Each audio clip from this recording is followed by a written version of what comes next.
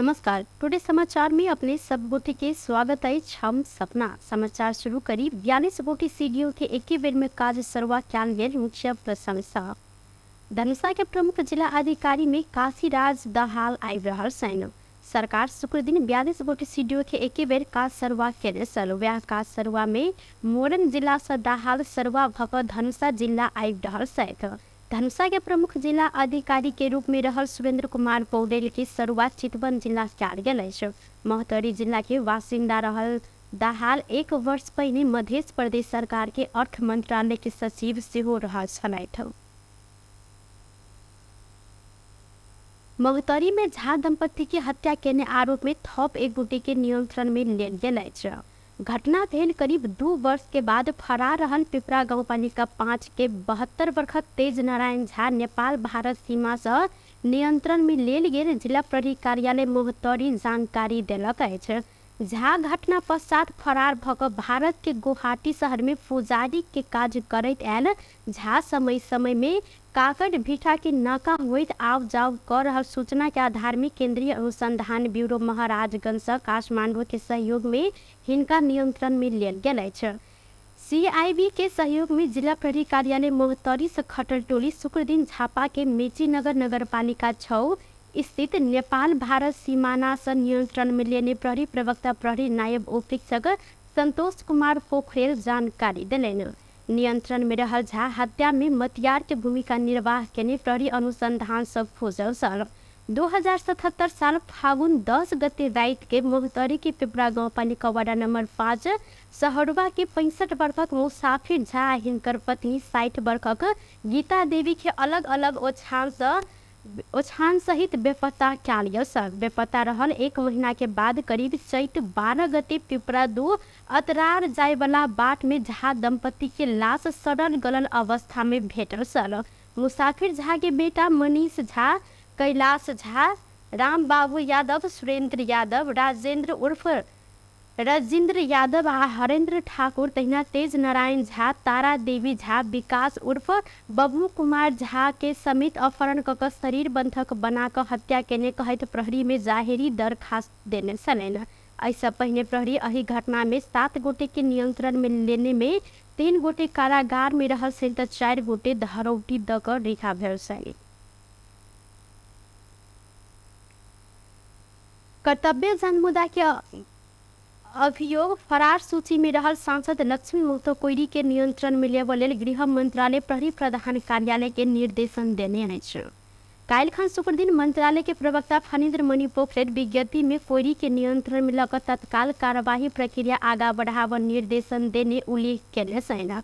विज्ञप्ति में गृह मंत्री ऐसा पहिनहु मौखिक निर्देशन देलो पर सांसद कोइरी के नियंत्रण में नहीं लेल गेल बाद मंत्रालय के गंभीर ध्यान आकर्षण भेल जानकारी दिलैन। महोत्तरी क्षेत्र नंबर 1 से प्रतिनिधि सभा में विजय एमाले सांसद कोइरी ऊपर कर्तव्य जनमुदा के अभियोग लागल अछि। ऐसा पहले बृहस्पति दिन सांसद कोइरी संसद भवन में संसद बैसार में उपस्थित रहल समय उप प्रधान तथा गृह मंत्री रवि लामेछाने कोनो कार्यवाही बढ़ाबऽ नहीं सकल कहैत नेपाली कांग्रेस के सांसद सब प्रश्न सेहो उठौने छलथि। रौनियार सेवा समिति जनकपुर धाम 10वीं वार्षिक साधारण सभा विभिन्न कार्यक्रम के आयोजना कऽ मनौलक अछि। एही अवसर में भैरव चौक स्थित समिति के भवन परिसर तथा चिल्ड्रेन्स पार्क में वृक्षारोपण समिति कैल गेल छल। प्रदेश सभा सांसद राम आशीष यादव के अध्यक्षता में आयोजित कार्यक्रम में रौनियार सेवा समिति के परिसर एवं नजदीके रहल सार्वजनिक बाल उद्यान उर्फ चिल्ड्रेन्स पार्क में 35टा वृक्षारोपण कैल गेल छल। डिवीजन 1 कार्यालय धनुषा के सहयोग में रुद्राक्ष, धात्रिक, सफेदा, शिशु लगायत के गाछ सब रोपल गेल। रौनियार युवा मंच के अध्यक्ष संतोष कुमार गुप्ता जानकारी दिलैथ। आजको जुन हाम्रो यो रौनियार सेवा समितिको 10औं साधारण सभाको उपलक्ष्यमा हामीहरूले बिहान 7 बजेको वृक्षारोपण कार्यक्रम राखेको छौँ। त्यो वृक्षारोपण कार्यक्रममा प्रमुख अतिथिमा हामी राम आशीष माननीयजी हाम्रो राम आशीषजी हुनुहुन्छ। उहाँले हामीलाई वृक्षारोपणमा पनि सहयोग गर्नुपर्छ। वन विभागबाट 25 थान बिछा दिनुभएको छ। त्यो गर्नुपर्छ। हामीहरू विभिन्न फुल, गुलाबको फुल, गेन्दा फुल होइन अमलाको रुखहरू पनि राखेको छौँ। यसमा र यो वृक्षारोपण किन गरेको हो भने हाम्रो कहीँ न कहीँ हाम्रो यो जुन एउटा नेपालमा कहावत थियो हरियो वन नेपालको त भन्ने कुरो विलय भइरहेछ, वनको विनाश भइरहेछ। अनि त्यो हिसाबले हामीले एउटा यो सूचनामूलक र प्रेरणामूलक यो कार्यक्रम राखेको छु, जसले कि यो बुझोस् कि यो वृक्ष जुन छ, यो रुख जुन छ, जो हामीहरूको जीवनमा धेरै जरुरी छ, जसले अक्सिजन दिन्छ, पर्यावरणमा राम्रो गर्छ, त्यो हिसाबले आजको हामीले यो कार्यक्रम राखेको छौँ।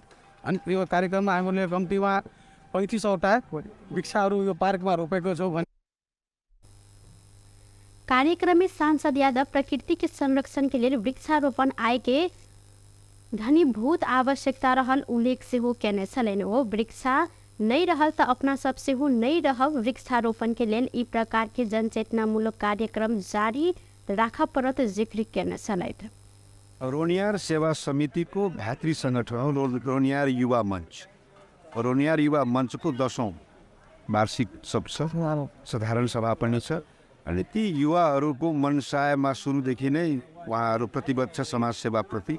अनि युवाहरूले अब वृक्षारोपण गो ग्रिन जुन क्याम्पेन चलिरहेको छ, सेभ स्टुडल जनकपुरको, क्लिन जनकपुर र ग्रिन जनकपुर। अब जनकपुर स्वच्छ हुनु पर्यो, जनकपुर हराभरा हुनु पर्यो।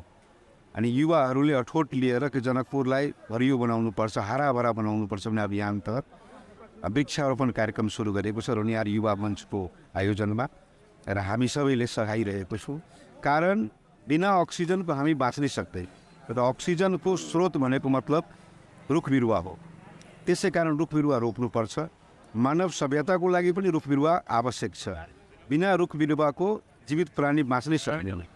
त्यसकारण हामीले यो वृक्षारोपण कार्यक्रमको आयोजना गरेको छ। रोनियार युवा मञ्चलाई, रोनियार युवा समितिलाई र रोनियार युवा मञ्चलाई एकदमै। अन्य कार्यक्रम में अध्यक्ष संतोष कुमार गुप्ता हरा भरा जनकपुर धाम तथा प्रकृति के बचाव लेल कयल गेल वृक्षारोपण बड़का धर्म से हो रहल जिक्र केने छलैन।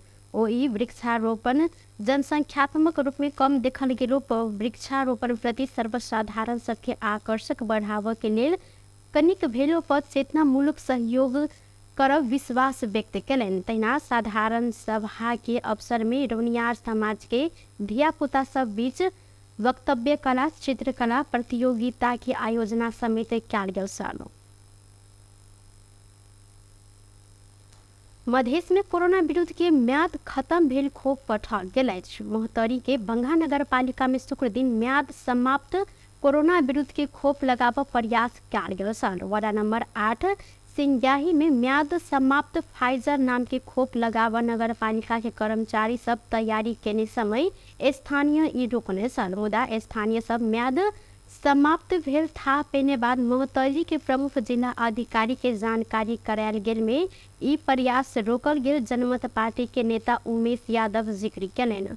हिनकर अनुसार पालिका 11 आ 5 वर्ष के धिया पुता सबके लेल देल जाय के लेल तैयारी केने ई खोप करीब 3 महीना पहिने ही म्याद समाप्त भेल अछि। सन 2022 अक्टूबर धरि मात्रे खोप के समय रहल छल। नगर पालिका खोप शाखा के कर्मचारी प्रवीण चौधरी सेहो म्याद समाप्त भेल दवाई भेटल बाद खोप नहीं लगा कर ई सब गोटे घुरल स्वीकार कयलनि। ओ परिवार कल्याण आ जिला जन स्वास्थ्य कार्यालय के पत्र अनुसार खोप वितरण लगाव तैयारी कयल गेल जानकारी देने छथि।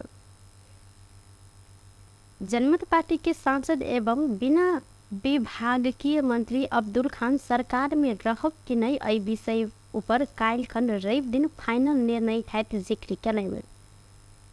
सैन्य नया बनीसर स्थित संसद भवन परिसर में पत्रकार सब संग बातचीत करैत ओ काल्हि भरि अपने सबके मांग पूरा नहीं कयल जाय तऽ एहि ऊपर किछु छलफल हैत संगे आश्वासन सत्ता साझेदार दल सब देने हिनकर कहब छल। काल्हि धरि आश्वासन देने सब के इंतजार संगे काल्हि खन फाइनल एहि ऊपर निर्णय कयल जाय हिनकर कहब छल।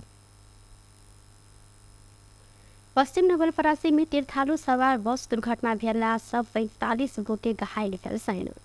नवलपरासी के पानी नंद गाउँपालिका 1 जहरही नदी लग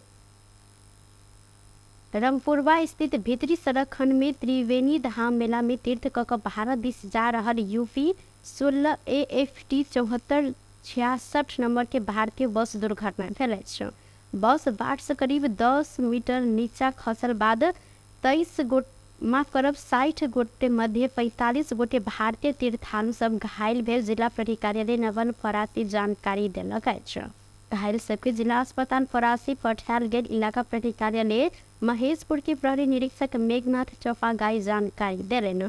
घायल सब मध्ये एक गोटे के अवस्था गंभीर आ अन्य घायल सबके अवस्था सामान्य रहल हिनकर कहब छल। बस चालक समेत घायल रहला से उपचाररत रहल आ घटना के अनुसंधान समेत शुरू कयल गेल हिनकर कहब छल। उप प्रधान तथा अर्थमंत्री विष्णु पौडेल देश के आर्थिक क्षेत्र सुधार के चुनौती खड़ा भेल जिक्र कयलनि।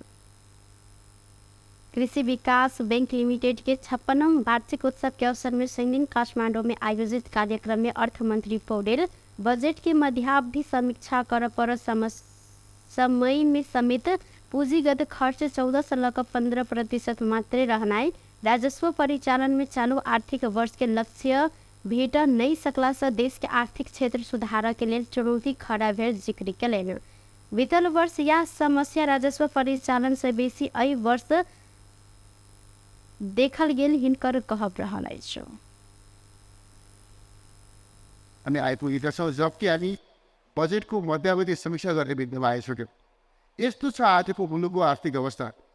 त्यसले गर्दा यो सबै जुन एउटा आर्थिक दृष्टिकोणले हामी जसरी हाम्रा सामने जुन प्रकारको चुनौती खडा भएको छ, मुलुकै सामनेमा चुनौती खडा भएको छ, यो चुनौतीको सामना गर्दै मुलुकको आर्थिक स्वास्थ्यलाई राम्रो बनाउने, आर्थिक सामर्थ्यलाई राम्रो बनाउने त्यो अभियानमा सबैको साथ सरकारलाई चाहिएको छ, अर्थ मन्त्रालयलाई चाहिएको छ।